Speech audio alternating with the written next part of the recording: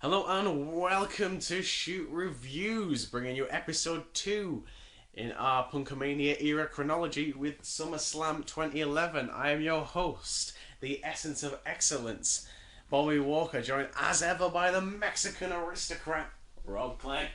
Rob, are you looking forward to talking about SummerSlam 2011 today? I'm more bothered about the fact that I got the Mexican typical surname. No, not surname, nickname. When I am like the least Mexican person ever. Well, I suppose that is unfair because I would classify myself as being the essence of excellence, so I don't understand where you're coming from with that. Yeah, we've just finished watching SummerSlam 2011. I'm out of breath from trying to write notes at the speed things were happening. But, yeah, there's a lot to talk about, a lot to get on with here. Yeah. So, in the weeks leading to the Money in the Bank pay-per-view in July on Raw, Punk announced the expiry of his WWE contract on the night of the July 17th, 2011 event, en route lambasting WWE for failing to promote him as the best wrestler in the world, and threatened some high-authority figures like WWE Chairman Vince McMahon of defeating Cena and leaving the venue with the WWE Championship. At Money in the Bank, Punk pinned Cena to win the title, and even after McMahon tried to have Alberto Del Rio, who had won the Raw Money in the Bank briefcase earlier that night, cashing his contract against Punk. The latter nevertheless left the arena with the championship. The following night on Raw, McMahon dismissed Punk's claim to the title and announced it would be an 8-man tournament to decide the new WWE champion. Also on the same night, Triple H relieved McMahon of his duties and assumed control over WWE as the chief operating officer. On the edition of July 25th, 2011, Rey Mysterio defeated The Miz in the finals to become the WWE champion. However, under Triple H's orders, Mysterio defended his title later on the same night against Cena, who beat Mysterio to win the title for a record 9th time. After the match, Punk returned to WWE with his own title belt that he won at Money in the Bank, thereby establishing 2 WWE champions. On the August 1st episode of Raw, Triple H announced that Punk would face Cena in a one-on-one match at SummerSlam to crown the new WWE champion. On August the 8th, 2011, Triple H announced he would be the special guest referee for the undisputed WWE Championship match. Let's get to it.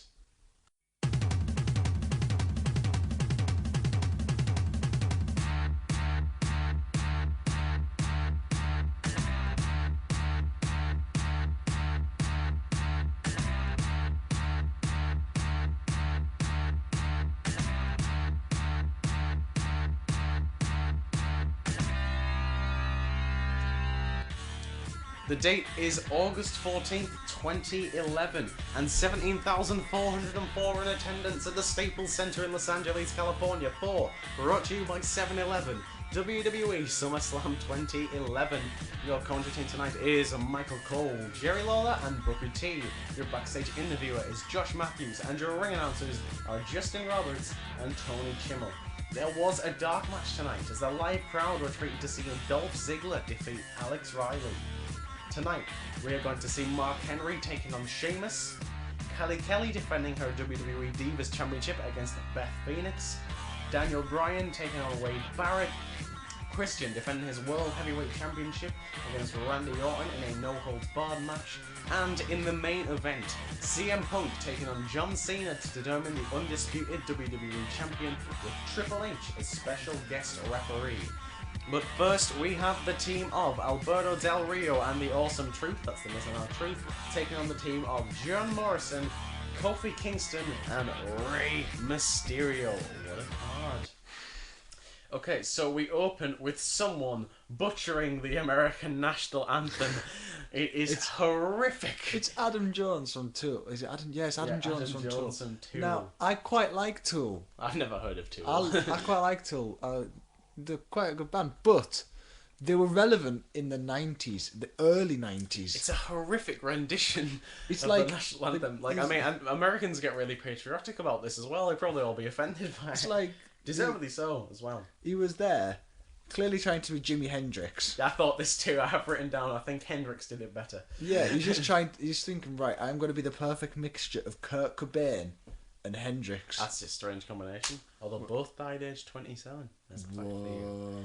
for you. 2 minutes that went on for. My ears were subject to this atrocity of a guitar solo. Yeah. Right, then we get a promo package featuring the use of dominoes and a man with bronchitis doing the voiceover. Triple H says, "For the first time ever, there are 2 WWE champions." I didn't believe this for a second. Me I neither. looked it up straight away, and annoyingly, he was right. One thing that isn't bad, though, about this is CeeLo Green doing the theme song here. I was very impressed with this. I was like, ooh, CeeLo Green, not bad, not I bad. hate CeeLo Green. You have no idea I know how you hate CeeLo. much I hate him. I like him, though. He's not wrong with CeeLo. Although I prefer him in his Niles Barkley days, I will say that.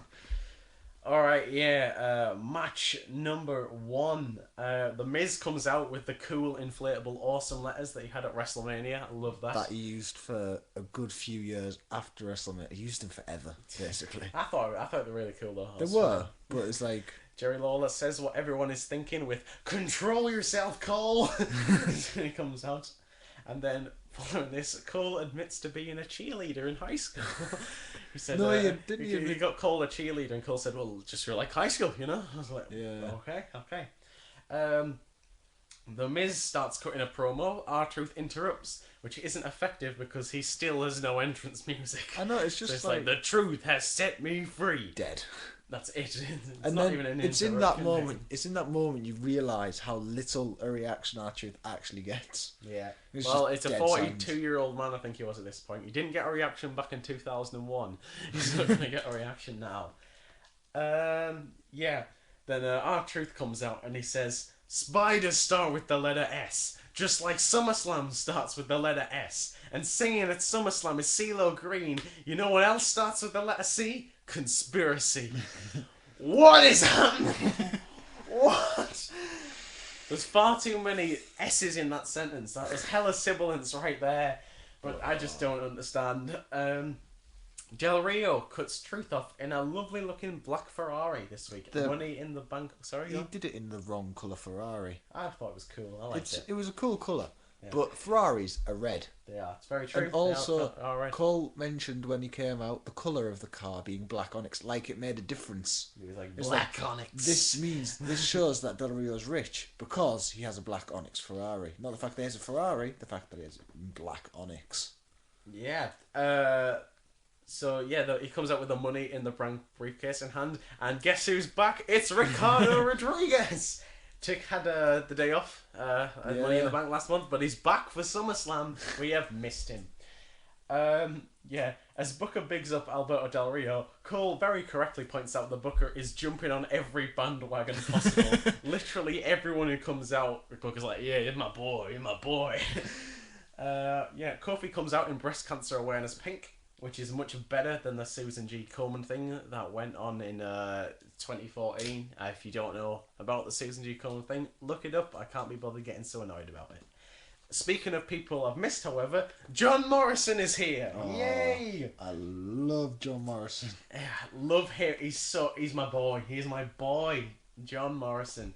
And he's so popular as well. Like, it's a massive pop when he comes out. It's such a shame we're not going to see too much of him here. Yeah. But he's so great. Then there's a muted reaction for Ray Ray. This man was officially WWE champion 3 weeks ago. Muted reaction. And The Miz stares at him like a shady British gangster from the 40s.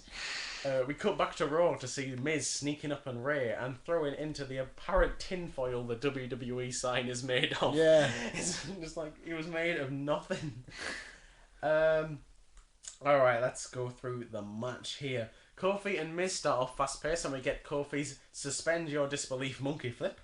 The tag to Morrison is quite hot despite the match being only 30 seconds old. He is over. It's his hometown, but he's over still. We get a double flapjack to Miz, which Miz kicks out of the 2, which annoys me, because I find kicking out at a 2 count this early on in the match, it's like, where can you go from there? Like, You've already kicked out at the 2, it ruins any psychology. Well, it's a tag match, so I'll let it off. Tag to Truth, Morrison beats the shit out of him and gives him the flying chuck springboard roundhouse. Now Truth beats up Morrison. Morrison fights back, but Muzz, but now Muzz pushes him off the top to the outside.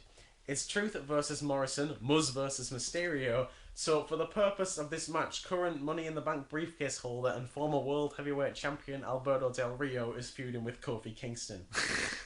King says to Cole, "Who cut your hair, Stevie Wonder?" Blind joke. Ooh. Miz tags in to continue to work down former tag partner Morrison. We get a beautiful Pele kick, which Miz plank sells. Kofi is hot tagged in. Booker apparently tries an African accent, which Cole says is Jamaican.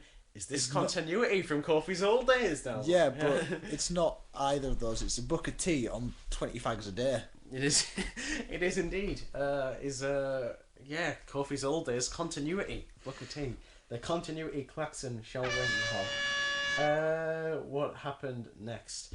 Miz dodges the SOS but can't dodge a springboard crossbody, although he does kick out at the 2. Boom drop hits, but Miz ducks the Trouble in Paradise. Kofi escapes the skull crushing finale and hits the SOS, but ADR breaks up the pin and kicks Ray off the apron. Morrison clotheslines ADR on the outside. In the ring, Miz hits a snapmare driver, which Booker calls it some kind of modified DDT, but Kofi kicks out. Truth inexplicably beats the shit out of Kofi and responds to the growing Little Jimmy chants with a luscious sit-out gourd buster. It was lovely. ADR tags in and bounces off the ropes before lightly kicking Kofi's ribs. It was the most anticlimactic hot tag in the world. I sort of thought at this point, is Alberto Del Rio really £260? Because Cena's billed at 250. He can't be 200. And there's like, the only way he's going to be 260 is if he's like feet are made of titanium. It was because he got called it at Money in the Bank. It was like £263. Like Cena is billed at 250, and he's twice as jacked. Yeah, but remember that time Lillian Garcia fucked up and said the Big Show was 4 foot tall. Yeah, I remember that one. Yeah, good times, Lillian Garcia. Good times. Miz tags in, Muzz tags in, and works down Kofi some more. But after having a little chat with Ray, Kofi rolls him up for a 2. Kofi fights out of a camel clutch, killing future Rusev. Kofi sunset flips over Miz and gives him a double foot stomp for good measure. Hot tag to Ron, senton to Truth, crossbody to Truth, dodges a sunset flip, gets a 2, heads as a takedown to Truth, drop toe hold to Muzz. Both draped over the middle rope. ADR stops the 619, but Morrison gives him a corkscrew body press. 619 to Truth, but Muzz gets out the way. But Kofi leaps about 40 feet in the air for a flying crossbody. That's one of the bad things about Kofi being in New Day. He doesn't do any of his like really high jumping. He's just about 7 feet tall, and that's actually much higher than that. 70 feet tall. Yeah, and do it. Body press to Truth. Mysterio gives his team the victory in 9:36. Rob, what did you think of this match? Well, it had John Morrison in it, so I automatically loved it. Very true. But it was alright for the most part, but then I got really confused towards the end because the camera angles are jumping all over the place. I had no idea what was going on, and it was like Morrison did his corkscrew out to the side. I was like, yeah, I've got this now, and then something happened on the other side of the ring that they didn't catch. So I was like, wait, no. 6-man tag psychology, this is here. Yeah, and then Kofi did his jump, and then I was like, oh, I've got it again, and then everything's happening again, and it was a massive shambles right at the end. Jerry Lawler says, have you ever seen Rey Mysterio look any better? Yes. Remember when he won the World Heavyweight Championship in 2006? I had the worst title run of anyone in the history of WWE. He lost 11 times in the space of about 2 months or something like that. Yeah. I thought it was decent enough. It was a fast opener. Admittedly, it felt very thrown together. The teams did. It was fine. I'm not going to complain. I think it was Evan Bourne suspended at this point. I don't know. Why is he not in this match when he's in a tag team with Kofi Kingston? Yeah. At this point, we move on to a backstage segment. We have CM Punk with John Laurinaitis. Laurinaitis wants an apology, to which Punk replies sarcastically. Laurinaitis leaves, and Steph McMahon comes to wish Punk luck. Apparently, Vince and Triple H wish him luck too. Steph is really good here, I thought. Yeah. She says, what would I know? I'm just Vince's clueless daughter. Right. And I was like, oh. Can I just say, though, with that John Laurinaitis apology. He says, "I want a public apology right here, right now." When there's only the two of you, Slim cut. yeah. When there's only the two of you in the room, even though it may be getting broadcast, that's still technically not a public apology. Yeah, well, that's very true, very true. Steph offers Punk a handshake. Punk replies with, "I would, but I know where that hand's been." And Hand job joke. Hand job joke. That's what I go with. And every mark in the crowd's like, "Oh, I get that joke. I get it. We get a promo package of Mark Henry's recent Wrath of Destruction, including injuring Big Show, Kane, and worst of all, Vladimir Kozlov. We cut to Sheamus saying, "I'll fight him," and every part of me knew this promo package would be better than the match that followed. Yeah. Mark Henry is now a main event level, and he has no Minitron or the wall. No, he the doesn't. wall graphic at all. It's just like this generic pattern from SmackDown v Raw 2011. Yeah. It was like, remember when David Flair was in for a bit? Oh. He had the most generic theme in the known universe. It's basically the picture version of that. Yeah, there's a SmackDown vs Raw 2011. Great game. It is. Alright, I've written here: lock up, shoulder block, kicks, punches, headbutts, knees, elbows. That's pretty much the story of the opening stages of this match. I look at Sheamus at this point, and I just think, man, like, what happened? Like, really? Like, how shit he looks at the moment. He was a pretty good heel for his first run, from what I remember. I mean, yeah, and then he turned face and he did his Irish Cena face, but at least he didn't look like a fucking idiot. He currently does. Mark throws Sheamus into the ring, military press style, from the outside. Yeah, and it was like, Michael Cole's there, and he's just going, "Have you just seen? He threw 270 pounds into the ring." And it's like, you say he's the world's strongest man, 270 pounds is nothing to the world's strongest man. Yes. Yeah, Sheamus is draped over the middle rope, and Mark sort of jumps onto him to the outside, sort of like hits a senton but flies through the ropes. I've seen better moves. Surprisingly, very strong "Let's Go Sheamus" chants. Yeah. And he is over, evidently. There's more very, very slow offense. Sheamus dodges a slingshot splash. Sheamus takes future Wade Barrett's bullhammer to take Henry off his feet. Sheamus hits the beats of the Bodhrán, don't hate me for getting my Gaelic wrong, and a diving shoulder block, but only gets a 2. Missed brogue kick, but Sheamus fights out with the world's strongest slam and hits a brogue kick, although Henry falls to the outside. Then, Sheamus gets slammed into the ring post and through the barricade. Holy shit. There's a fan next to the barricade who it looks as though his life's coming crashing down around him. Just got his hand over his mouth. Like, he doesn't know what's happening. He looks terrified. So yeah, Henry wins via countout in 9:22 to a chorus of boos. Rob, what did you think of this match? Yeah, that's it. I wasn't hoping for much because although I like his heel run that's coming on later in the year, I don't like Mark Henry. Fair play. He's always had matches. I can't think of a good Mark Henry match off the top of my head. Not gonna lie, to be honest with you. And Sheamus was in his all-right phase at this Oil point. right. Oil right. Yeah, so it was a fairly shambles of a match. I thought it was boring. Sheamus couldn't carry Henry to a good match. No. Don't rewatch it. We have an interview segment. Josh Matthews is backstage with Christian. Christian says he has an insurance policy and Randy won't leave as champion. He refers to Orton as being like Cowboys and Aliens. An overproduced, overrated, overmatched flop. Now, I'm not going to lie. I've watched Cowboys and Aliens. I probably wouldn't watch it again, but it was enjoyable for the one time I watched it. Didn't he compare... What did he compare himself to? He compared himself to a... I don't know, it's like Avatar. It was like some film. I was thinking to myself, as you do when you're watching stupid stuff like that, that it was just a stupid film quote that not many people are going to get because not everyone's seen Cowboys and Aliens. And he referred himself to a film that did really well but wasn't very good.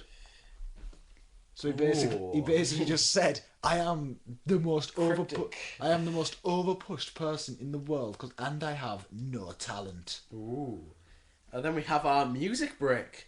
CeeLo Green performs Bright Lights Bigger City, the event's theme song, and Forget You, the clean version of Fuck You, dressed in a sparkly potato sack. It wasn't a potato sack, he was a choir singer. He just came out, it literally looked like he was wearing a bin bag with sequins. That's what he was wearing. During Forget You, the Bella Twins, Rosa Mendes and Alicia Fox come out and dance around him in an unchoreographed fashion to get their SummerSlam paychecks. Very subpar performance. So maybe this is everyone's toilet break. Subpar? It was shit. He couldn't sing for anything. He's great though. I mean, I like CeeLo. Hate CeeLo. Match number 3. Yeah. Kelly comes out with Eve Torres. Again. Someone tell me why Eve is all around Kelly's matches. Because they're both female baby faces, Cole. Come on, what more do you need to know? Beth with Natalia gets a bigger pop than Kelly. Well, yeah, it's Beth Phoenix. She's way better in every way. She's better, yeah. But she's with Natalia, who's even better. Yeah, true. I love Natalia to pieces, but like when you look at this compared to like the start of Total Divas, she's aged so much in the space of 2 years. It's like what happened to you, Nanny? What happened to you, Nanny? Right, what's the background on this? On the edition of August 1st Raw, Phoenix won a Divas Battle Royal to become the #1 contender for Kelly's Divas Championship at SummerSlam. After her victory, Phoenix turned into a villainess and attacked Kelly in and out of the ring, and later told Kelly that her days as the cute blonde little bimbo are over. On the following week, Phoenix defeated Eve Torres in singles action, but was attacked by Kelly after the match. Alright, so one of the key things early on I've noticed here is that Kelly punctuates all her offense with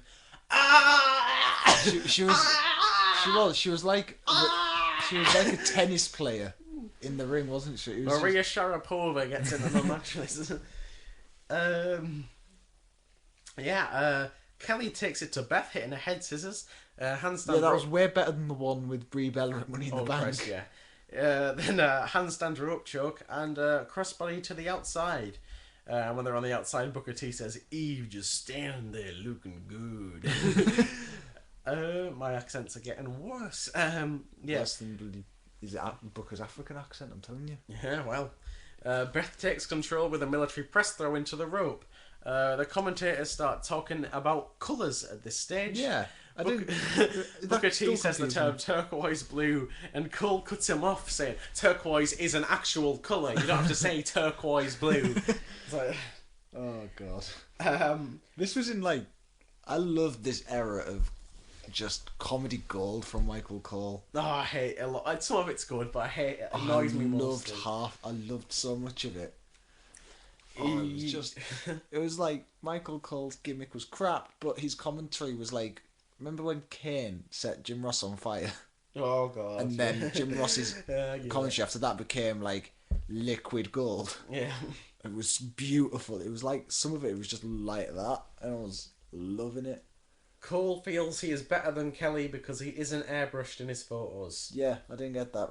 I didn't like that. He was basically being the most sexist guy in the world. We get a hijack backbreaker lift from Beth, and speaking of sexism, showing the hard camera all of Kelly's cleavage. It's like all of it. It's a straight down blouse at this stage. Well, she wasn't wearing a blouse, who am I kidding? But Kelly fights out and gives her a surprisingly crisp neckbreaker. Yeah. Kelly in the Tree of Woe. Beth runs at her, but Kelly rolls her over into a roll-up, but only gets a 2. We get a sidewalk slam, or as Cole says, a side suplex from Beth. Kelly screams for about 10 consecutive seconds, but Beth counters the handspring back elbow into an electric chair position, drops her into a glam slam lift, but Kelly victory rolls through incredibly to retain the title in 6:33. Now, I paused during the replay of this. It is one of the best pauses I've ever seen, ever. But yeah, go check us out at Shoot Reviews on Twitter if you want to have a look at a great pause. I looked at it and it looked like, you know, when you've got like a fan or a hairdryer or something under your face. Except it's not a fan, it's Kelly's bum. That's what it is. The crowd was dead, but I thought this was an okay match, given what little time they had. There wasn't many botches, as far as I thought. The finish was very smooth. I would go as far to say, while not a good match, it is one of the best matches of Kelly's career. I'm not gonna lie, I fell asleep at the end. Oh dear. And I had no idea how it ended. I just woke up to the bell being rung. And I was like, I can't be asked rewatching the end, so I kind of guessed at how it happened. But I thought it was such a lovely, clean victory roll to give for the three there. Yeah. Nothing else to say about the Divas match. We usually talk about it for quite a while here. Yeah, well, we don't usually talk about the match. We usually talk about how much we hate Brie Bella. That's generally. To be fair, I mean, from watching more Total Divas recently, I have grown to like Brie Bella more as a person. Because she looks so much better compared to Ariane and Eva Marie and Summer. Isn't Eva Marie getting trained by Brian Kendrick? She is getting trained by Brian Kendrick. One of, in my opinion, the most forgettable gimmicks. I loved Brian Kendrick. I loved Brian Kendrick. The Brian Kendrick. Hey, but the Brian Kendrick made it to the Elimination Chamber 2009. He did? How? It was insane. We get a backstage segment. Steph leaves Cena's dressing room. And that's it. But then we move along to R-Truth, who is backstage with the mouth of the South, Jimmy Hart. Yay! Yeah. Who offers his managerial services. Hart tells him to think big, and Truth says, yeah, think big and not little, Jimmy. Little Jimmy. You little Jimmy, you smell like little Jimmy. Where little Jimmy at? Conspiracies everywhere. Oh, Jesus. This is getting slightly onto racism now, Bobby. It's not racism. You're just doing... That's R-Truth. That's not R-Truth. You just did a gruff voice. Oh, I'm gonna have to cut that out. You are. Wade Barrett comes out now for match number 4. I hated that theme. You've had enough. I'll make him sing. Yeah. I've got the hiccups. Yeah. Oh no, I've got the hiccups. Oh dear me. I hated that theme. He comes out, in his shit theme and his suit jacket without arms in the sleeves, because apparently, just like the Miz earlier in the night, he's also a gangster from the 40s. And also with that whole thing, Wade Barrett was trying to push the fact that he was British, which he didn't need to do. As soon as what's the most British thing I can think of? A suit jacket. That's it. He just needed a teapot and he was there. Do you reckon people will notice that we've Yes. Yes. Recovered from... Oh, I haven't recovered from the hiccups at all, no. Cole talks about these two being on opposite teams at SummerSlam 2010. Like we need reminding of that match. We get a good chain wrestling, aka Cruiserweight Moves 01 in SmackDown Shut Your Mouth game from Brian. Cole got the two confused.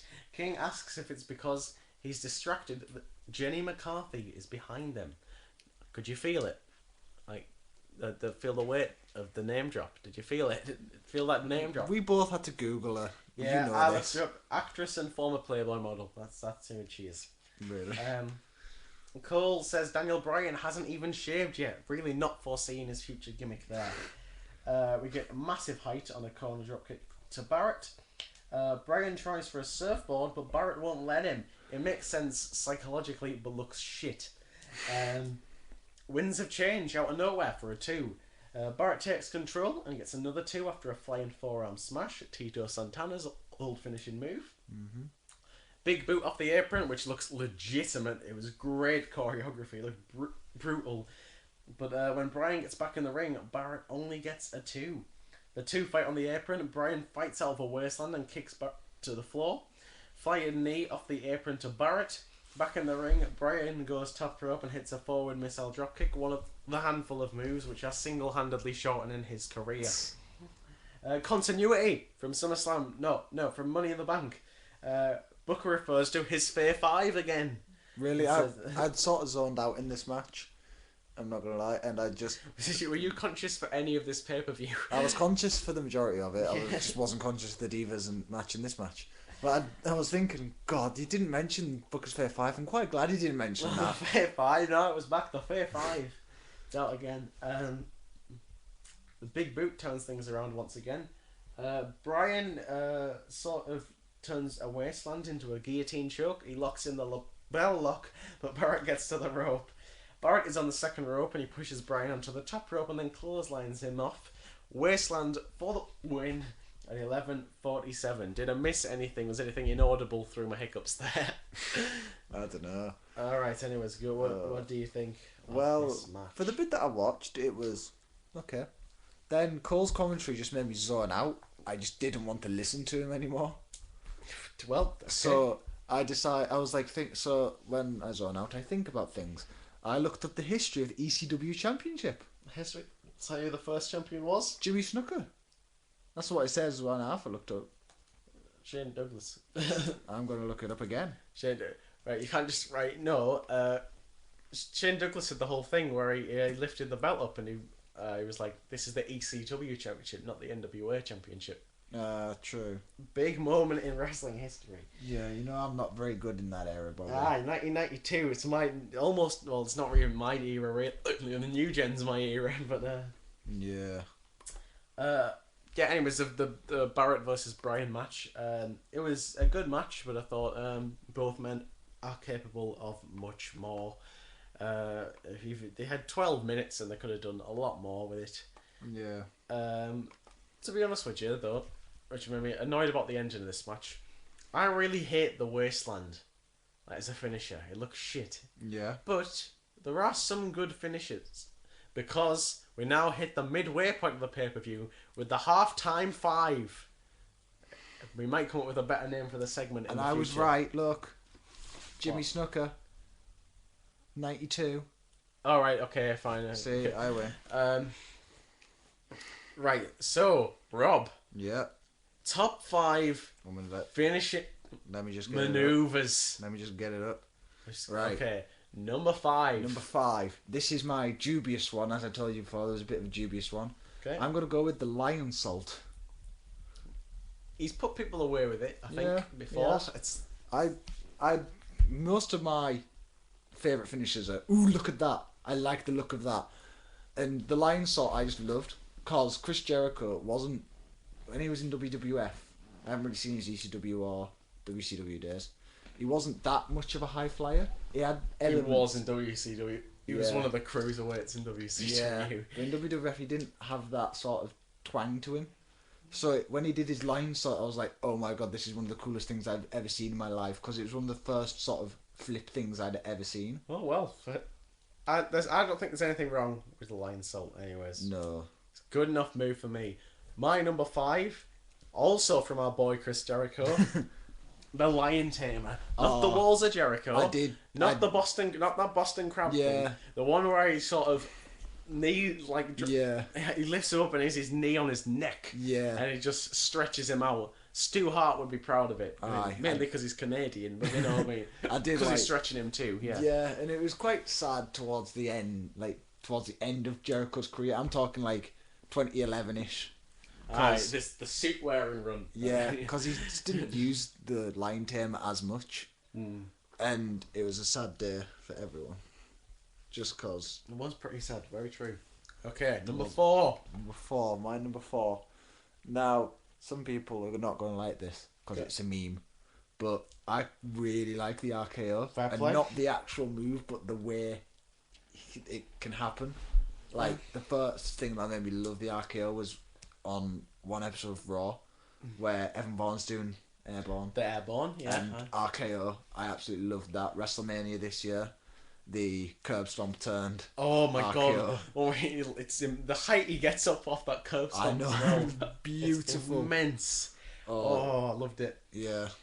My number 4 is JBL with the clothesline from hell. What? I mean, it looks alright, but He looks brutal. He decapitates people. He does. People die from this finish. People just die from it, you know. God, no. It was alright. It wasn't the greatest thing ever. I just thought it always looked. He just used to break people's necks every time he hit it. It was immense. Loved it. Just what? Numero 3. Number 3. Starship Pain. Right.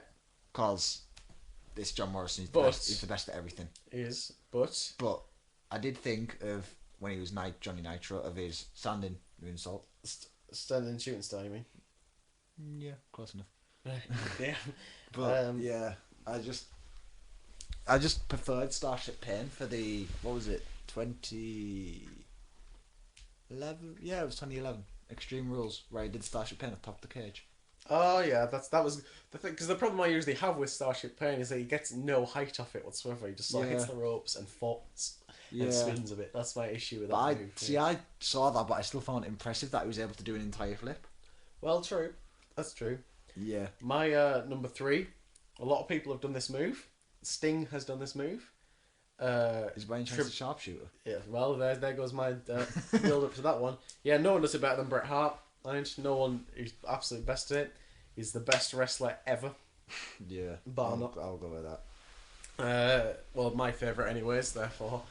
And I love it when he just sort of grabs the legs and everyone knows what's coming. It's like wow. And it was one of the rare examples of a move where people just didn't fight out of. They couldn't, and it was. I loved it for it because you don't really see that nowadays. No. I mean, it's been brought back. The actual sharpshooter itself is being brought back. Yeah, I know, but Cesaro's using it now. Natalia are just always people get out Natalias and that sort of thing. You know what I mean? One of the key reasons I always think, anyways, that Austin got so over WrestleMania 13 was because of the sharpshooter and the way he didn't tap to it, and it got him so pushed. It did. Through it. And that was the match that made Steve Austin, and that I think was part of it. That move. Yeah. Number 2. Right. This for me isn't for the actual move. It's the crowd reaction for the move. Okay. It's the 3D. All right. Yeah. Because it's all right. It's when they're going through a table. I think it's really cool. Yeah. So much better when they're going through a table. But whenever they're about to do it, just the crowd 3D is just it's beautiful. It's great. It's a tag team finisher though, so I'm afraid you're gonna have to replace that with the Bubba Bomb. Really? No, you know. No, can I replace it with the Bubba Bomb Trish Stratus when she was managing TNA? Oh yeah, TNA. The one that basically killed her. Yeah, she died that day. Yeah. I mean, next one here is my favourite finisher as a child, the pedigree. It's my favourite childhood. I like it less these days. I feel because I realise now it can't come out of nowhere. You have to really set someone up for it. Yeah. But I'm not gonna lie, I did enjoy it too. But Triple H is my favourite wrestler growing up, so it was made sense. I loved the pedigree was always a move on the wrestling games. That was my 3rd wrestling game reference of the night. Yeah.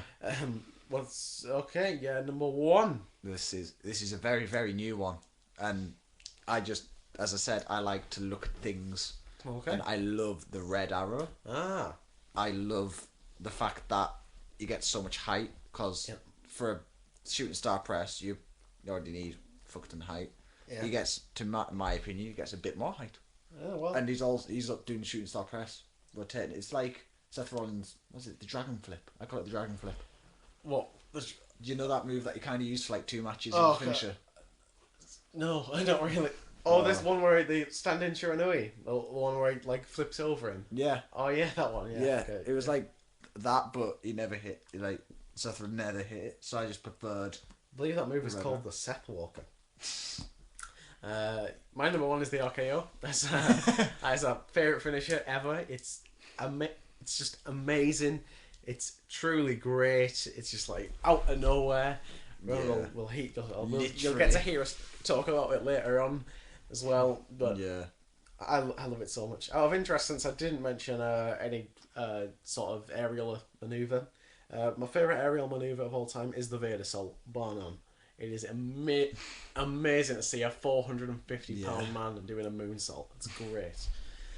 Alright, back into the pay-per-view after that half-time 5. These hiccups want to fuck off. We have a promo package. We're going back to Money in the Bank, where Christian wins via DQ and the title as per the stipulation. Christian is told he has to defend the title by Triple H. I don't understand why you're doing this. Why are you doing... Triple H replies, the way you won the title. like he can talk. That's like a lot of your title run, Triple H. You won it in some dubious fashion. I'll tell you that much. Christian says anything goes, and I have the best thing going. Match number 5 then. Champion comes out first. Fuck off. The slow walkout doesn't suit Christian at all. Nothing in this heel run suits Christian. That is very true. That is very. It's very accurate. He's too loved. He's too loved. But it's still great to see him with the world title. He grabs a mic and introduces Edge to a big pop. Yeah. You can tell Edge has really missed doing his entrance. He like runs about the stage like it's been too long. And it was I love Edge doing his entrance made SummerSlam for me. Can I just say at this point this was my sign of the night. Oh, you got your sign of the night? I have a sign of the night this time, and it's very, very basic, but I laughed my head off at it. Okay. It was just this guy, yellow sign, black writing, CM Scar. CM Scar. I saw it earlier. I love that sign. Yeah. I had that as my sign of the night until later on in the pay-per-view. I loved it. CM Scar. Love it. More unpopular genres coming back. Yeah. Okay. So Edge comes out in an open checked shirt, jeans and sneakers, and the two are hugging out. Edge reminds Christian he can't compete. You'd think Christian would know this as his best friend. But Edge chastises Christian for complaining. Like you can talk, Edge. Think about your entire run from 2005 to 2009. Good God. And for winning the title through a disqualification. Like you can talk, Edge. Like, and calls Christian a disgrace to himself and a bitch. Ooh. Roman Reigns, then in developmental, takes notes. Edge, any guess on how long Randy's entrance was tonight? I'm going to go with 2 minutes. Oh, No, it was quite fast there, I think. It was about, I'd say, a minute and a half. A minute 42 was on the Randy Orton entrance clock this week. High-pitched cheers for Orton, low-pitched cheers for Christian is what we have here. Punches for the first 2 minutes, or before a clothesline from Randy and an inverted hot shot and diving European uppercut from Christian speed things up a little. Randy pulls out the stomps to each body limb like he did when he was a heap. It was like, alright, okay. We get a rope choke from Christian, and he counters a rope hung DDT into a back body drop to the outside. Christian gets thrown into the barricade. Randy attempts an RKO on the announce table. Christian grabs his title and fucks off. But Randy attacks and drags him back. Some fan has just got themselves a free world heavyweight title. Mounted that was like, I'm going to say this. You don't watch like Raw when it comes out, but this week Ryback had a champion v champion match with Seth Rollins. Alright, okay. And it was really funny because I watched like the highlights of the match on YouTube. Yeah. And it was like Ryback won because Sting was doing shenanigans, and he just goes to the crowd and gets his title off a little kid. Oh well. And I was like, why did you give? He could have just fucked off and sold that title on eBay, and it would be all your fault. It's I don't watch Raw live. I watch Experience like a true player, like the real fans do. I watch Experience and I watch NXT. That's what I watch. And Total Divas. That's my WWE watching in a week. I watch NXT, I watch Experience and Total Divas. We get mounted corner punches to a 16 count, which was quite impressive. But Christian throws Randy into the ring post to Daniel Bryan chants. Christian pulls out a page out of Sandman's book, whaps out the Singapore cane, and goes to work on Orton, even choking him with it. No, it wasn't the Singapore cane at this point because that was probably a bit too racist. Oh, it was the kendo stick. Kendo stick, okay. He even chokes Orton with it, but I swear a year before, Daniel Bryan was fired for choking Justin Roberts. Yeah, I think it's more the way that he did it that he got fired for. He got with his tie. And it was Justin Roberts. I know, but still, it was like, it's choking, man. It's like, if you're going to say something that isn't PG... Choking. Yeah. Well, no, SummerSlam, Brock Lesnar sticking the middle finger up to Undertaker, not PG. Yeah, very true. That was beautiful. Aye. Christian dives off the top with a kendo stick going for who knows what, but Orton hits a mid-air dropkick and begins his comeback sequence from WWE 2K14. Fourth video game reference of this podcast. Missile dropkick countered into a jackknife cover, but Christian kicks out with the 2. There's press, attempted apron DDT, reversed into the kill switch, countered into an inverted headlock backbreaker, and Christian slides out to avoid a punt kick. The match has really picked up a lot of pace at this point. The ECW friendly crowd chant, "We want tables!" Even the Dudley Boys are in town, they're not, they're in TNA. As Orton superplexes Christian onto a flat table. I know. Yeah, it's like, he's not getting anything out of this. He's like, it's falling on the floor, that is. The table gets set up in the corner. And it's broken. It's broken, not from where Christian's landed on it, but from where Randy has just hit the table. Yeah. Giving away, killing kayfabe in like one moment there. Ruining wrestling in one moment there. Booker T says Randy Orton is rearranging the furniture. Orton tries to throw Christian into a table, but is countered into drop inverted DDT. We get a spear countered into an RKO attempt. Christian tries to throw him out of the ring. Orton throws Christian into the steel steps, and Christian returns the favour, sending him skull first into them. And Christian starts a tug of war with Randy's corpse at this stage. Eventually manages to drag him round to the Spanish announce table and smacks Orton with a TV monitor. Then out of nowhere, RKO through the announce table. Yeah. Why did it this one time the RKO got someone through a table? It's been well known that it just falls flat onto the table and has no force. But nope, this went right through. Then Christian was his best sloth impression, draping himself on the steps and around a ring post. They comically walk back into each other. Yeah. Like they're all groggy and all that. We get the RKO countered into a kill switch, but he gets a 2. Christian sets up the concerto. Booker ruins it by mentioning it as soon as he picks a chair up. Spits on Randy and goes for it, but Orton moves out of the way, which Christian sells. Then Orton hits 2 chair shots to the stomach and back, finally hitting him with a chair off the apron through a table. That was like, it wasn't really hitting him with a chair, it was bumping into him politely with a chair. He still went through a table, alright? He did. But it wasn't exactly the most impressive way to go through a table. It always annoys me anyway when someone gets knocked off the apron through a table. It's like, I would rather fall through that table than fall onto the mats at the side, to be honest with you. Like, the table, you've got the leverage, it breaks for you. Anyways, what happens next? We have Orton trying to stomp Christian's head into the steel steps, but he moves out of the way. Orton sells this. Then Orton hits his scoop slam through a table. Christian now has been through 3 tables. We have a rope hung DDT into the steel garbage can. Randy goes for the RKO. Christian counters with a steel chair. Christian goes for the diving European uppercut. It is countered into an RKO onto the steel steps for 3 at 23:43. Wow.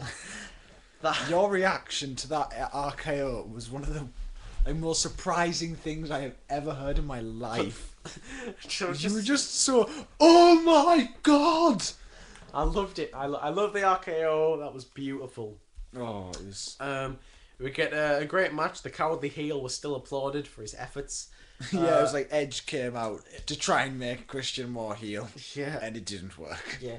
It took going through 3 tables, going headfirst through a garbage can, and a mid-air RKO onto metal to put him away. What did you think of this match, Rob? I quite liked it. We were watching it just before, so I couldn't really make notes on it, so I can't really remember all of it. But my memory, my memory's bad. And the one was to type everything down. Yes, you had your laptop. Yeah. But yeah, it was odd at points. Like, you don't go through a table with an RKO. It's common knowledge. And then when Randy was setting the table up, he was setting it up like it was meant to go up properly. And he was like, shit, it's broken. I have to put it in the corner with the leg up. Yeah, he did hit the leg up. Was still up. So right at the end of the match where he's like, yeah, I've won, I'm going to go into the corner. I have to move the table legs because they're still there. I love this, but just imagine if the two were in their natural roles, Christian face, Orton heel. Yeah. Imagine how good this match would have been. Backstage, we have Steph and Triple H whispering. That's it. There's some weird backstage segments this time. Yeah, we do. It's just people whispering and coming out of rooms. We have a promo package, basically the main event of Money in the Bank the previous month. Yeah. Nothing special. It did the job. That was kind of all we needed to know. Yeah. Triple H comes out next as he is special guest referee for the main event. But he does his entrance wrong. He comes out with the bottle and everything, but he goes to the wrong side of the ring, so he just drinks and throws it down.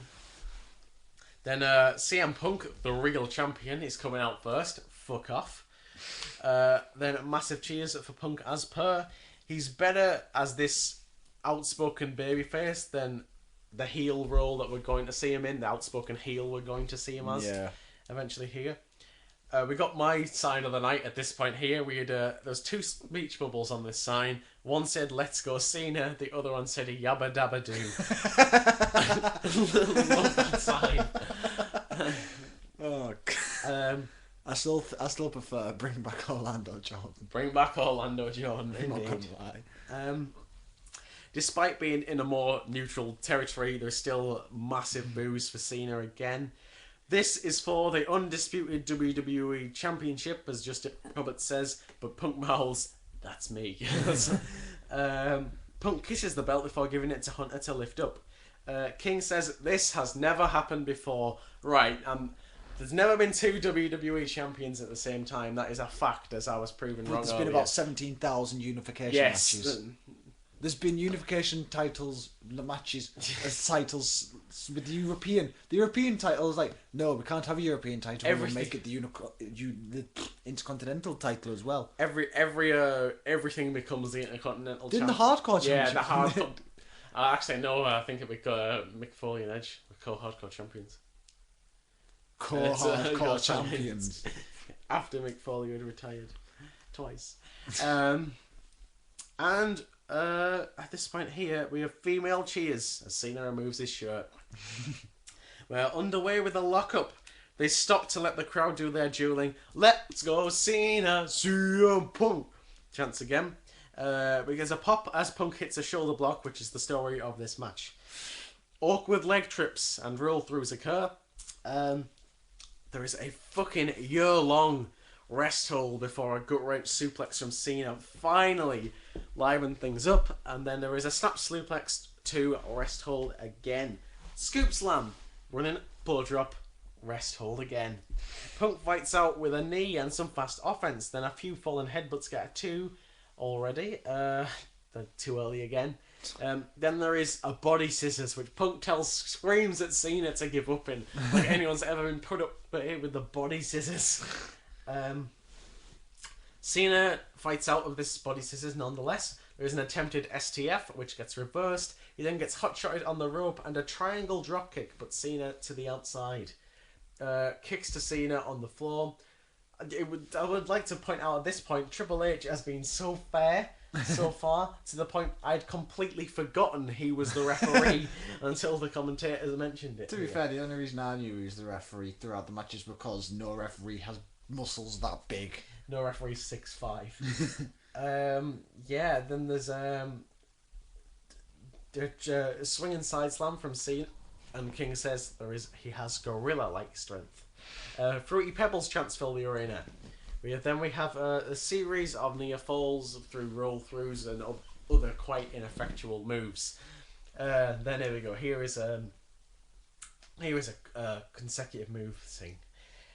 Missed Shining Wizard from Punk, shoulder block from Cena, and again spin out powerbomb, but Punk rolls through. Shining Wizard against the ropes, Bulldog reverse into the spin out powerbomb. Missed 5-knuckle shuffle, goes for STF. STF countered into a submission of Punk's own. Reversed into an STF, not quite locked in, reversed into an Anaconda Vice. Booker calls it a fucking key lock, the idiot. Idiot, it is not a key lock. Then a crossface from Cena. Punk's foot goes on the ropes, which Triple H fairly spots and tells Cena to break it. Cena is thrown to the outside and Punk hits a suicide dive. Triple H counts the match out, but before he gets to 10, he throws both men into the rim. He's a babyface. He's babyface. There is Triple H chants at this stage. Yeah. Holy shit! The most hated men for wrestling fans in the world. He gets chants here. Then there is a Mongolian chop from Punk, a knee from Cena. The exchange blows to A's and oohs. Punk fights out of the AA, but Cena hits an actually good drop kick and a 5-knuckle shuffle. Roll through from Punk for a 2. Jackknife cover from Cena for a 2. Roundhouse kick from Punk. Cena down. Then Cena fights out of a GTS, hits a Stinger butt splash, which isn't referenced because he's still in TNA at this point, and a power slam. Cena goes top rope. Cena goes top rope. Punk hits the Shining Wizard to hit. Cena falls off, and Punk hits a second rope bulldog for a 2. Punk springboards into the ring, but Cena catches him for the STF, which is locked in. Punk makes the rope and fights out of the AA. After that, Cena fights out of the GTS. Cena hits the AA. Whenever Cena has Punk up, it's boos. When Punk has Cena up, it's immense cheers. Cena then goes top rope, misses a diving leg drop, which looks absolutely brutal. Yeah, it looked like his legs were going to come out of his shoulders. He's never hit it, don't get me wrong, but it just didn't... Oh, it didn't look good. Then Punk hits the GTS, but Cena just about kicks out. Punk goes top rope, hits the diving elbow drop, but Cena kicks and then there was out. Randy Savage chance. Love it. For the diving elbow drop. Yeah, it was brilliant. Love it. Randy Savage, legend. Shining Wizard again, GTS again. Punk wins despite Cena having his foot on the rope in 24-17. Triple H could very clearly see it. At this stage here, what did you think of the match? This match was brilliant. I liked it. There was too many counters, but I liked it. Fair play. I thought it wasn't it was still really good. It wasn't a patch on the Money in the Bank match, however. No. Then Cole goes absolutely ape shit, and Cena goes mad, and thus no sells all of Punk's offense because he's going absolutely mad because his foot was on the ropes. Triple H applauds Punk, and while Punk rejects the handshake, Triple H raises his arm. Then we must be in TNA because there's a star of the 90s beating up a much younger, more talented wrestler. Kevin Nash. Fucking Kevin Nash. It's right. I'd like to talk about Kevin Nash here. He is worse than Hulk Hogan. He is one of the most despicable men in the history of wrestling. It's the way, like, don't get me wrong, right? He was in the NWO. We changed the face of wrestling forever, that group did. Yeah, it did. But he wasn't the leader. Well, he's the leader of the Wolfpack, but he wasn't the leader of the actual NWO. No. So he's on Scott Hall's level, and you don't see Scott Hall trying to get run-ins on one of the biggest pay-per-views of the year. And also, I did find it funny with Kevin Nash because he was running to... You missed this, where there was the gap in... Like, there's always the hard camera. There's always that. And then it's... far right corner of the ring, there's always that gap. He was just running because you can't exactly miss a 6'10" guy running through the crowd. He ran, and he had his I'm very serious face on. I didn't know he was running. I didn't know if you could do that without tearing his quads. But he was doing that sort of brisk walk where he looks like you're running. Yeah, hate him. You don't see Scott Hall ever coming in and trying to get involved in modern day WWE storylines, do you? No. And which one of those is the one who has the 5-star match to his name? Answer, it's Razor Ramon. Oh God. Yeah, Kevin Nash comes in. He hits the jackknife powerbomb. Then Alberto Del Rio comes out, hits an enziguri, and wins the WWE Championship in 12 seconds to Triple H's shock. King sums up what we're all thinking here with what the hell just happened. Do you have anything you want to say here about this? I fucking hate Kevin Nash. And he's prick. He dyed his hair as well. And you dyed your hair, you are such a twat. He's Kevin Nash. Kevin Nash. I hated. I've never once enjoyed watching his matches. No. He's had a couple of good matches, but I just know it's him and just hate him for it. One of the only good Kevin Nash matches matches is the Bob Backlund Kevin Nash match because it was 8 seconds. He had a great match with, to his credit, with Bret Hart at Royal Rumble 95. He had a really good match there. Did he? Shout out to the new gen, striking the positive there. Yeah, I mean, as much as I love the new gen, it is responsible for Kevin Nash. They produced Kevin Nash there. Kevin Nash being, of course, they wanted him to be the next Hulk Hogan, but he wasn't as good. No. So he never quite made it. So they thought of Lex Luger. Lex Luger, of course, Lex Luger. No, I think he was before. He was like 94. He won. Yeah. He co-won the Royal Rumble with Bret Hart. Anyways, enough about wrestling history. Yeah. So I'm not counting the Alberto Del Rio match as a match, but I thought it was a really good match again, but they've seen much better, and I'm not happy about Kevin Nash being there. Now, of course, that was it, and it was just walked out with Triple H's shock. Kevin Nash gone, Punk crying, Alberto Del Rio happy. I'd like to clarify. The last pay-per-view, we both said Alberto Del Rio deserved to win the Money in the Bank briefcase, and I stand by that. He did deserve to be WWE champion, but not here. No, not through Kevin Nash either. No, it was like the video that Adam from What Culture did. Oh yeah. And Summer of Punk was very his reaction to tell it was what was it? It was like, yeah, Summer of Punk, come on! It was like, oh, yeah. Incidentally, about this SummerSlam, it is the highest grossing SummerSlam ever held in the Staples Center. It drew about $1 million. Yeah. Really high. So well played there. Okay, so our next episode is it's not going to be Night of Champions. It's going to be Survivor Series 2011. There are good reasons for this. Obviously, we're chronicling the Punkamania era. It's like the time to be alive as a CM Punk fan. Night of Champions. So Night of Champions. He main evented Night of Champions. Don't get me wrong, against Triple H and lost. Then at Hell in the Cell, there was a triple threat match. WWE Championship on the line. Main event against Cena and Del Rio. Del Rio wins. Vengeance. Nah, he's midway up the card on this one. Team with Triple H losing to, the Awesome Truth or Miz and R-Truth, the ones who lost in the opening match of SummerSlam. Oh yeah, that's in there. So in other words, this is meant to be the best time in Punk's career.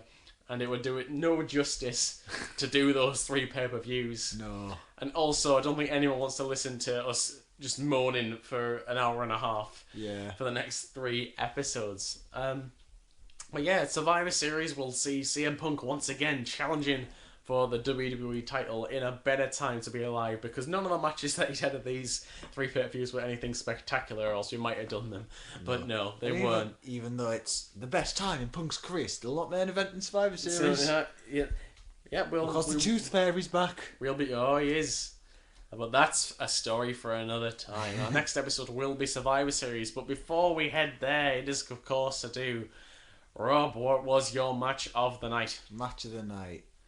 I'm gonna probably go with the one with Morrison in it, just cause it's John Morrison. I love John Morrison too, but I'm not gonna. You have no. I would turn gay for the man. I'm not joking. I love John Morrison. Right. My match of the night I'm gonna give to Christian Orton. That's mine. I thought it was a really great match. I'm not going to lie, had Morrison not been in that match, it would have been Orton Christian. But because John Morrison was in the match. Alright, can't argue with that. And what is your dishonourable mention? I'll probably go with Wade Barrett, Daniel Bryan. Ooh, I didn't think it was that bad. No, it was just the match that turned me off. It should have. They can do better, both of those men. Yeah, in 12 minutes. That is what disappointed me the most. I do believe. But that's whatever. I thought it was all right. Dishonorable mention goes to Sheamus v Mark Henry. Oh, I forgot about that one. I was fucking bored to tears. I'm changing my mind. I'm going with that. I forgot about that one. So much. We usually hate on the Divas matches at this stage, but this was so much worse than Kelly v Beth Phoenix. Awful. Kelly Kelly v Beth Phoenix, I would watch again. If nothing else, 'cause it's one of the best matches of Kelly Kelly's career. We actually are going to see a really great Kelly Kelly match later, I believe, in the podcast. There is going to be a certain 6-man tag that she does really well in. I think, unless that's on Raw, in which case I'm disappointed. But yeah, so that's going to happen. As always, thanks for joining us for this episode of Shoot Reviews. Be sure to check us out on Twitter at Shoot Reviews. I think that's all we can really that's all I have to plug right now. Yeah, we don't have much else. You can find us also on Wrestling Express's website. Yeah. WrestlingExpress.com/shootreviews, I believe it is, if that's wrong. No, it's WrestlingExpress.net. Wait. Is it? One moment. Just one moment. God, we are so good at plugging things, aren't we? WrestlingExpress.net/shoot-reviews. Wrestling Express. Yeah, also on our Twitter page, you will see the great moment that I paused at earlier today. Yeah, thanks so much if you've made it to the end of this. It's a goodbye from me. Goodbye from me. And we'll see you next time for the next episode of Shoot Reviews.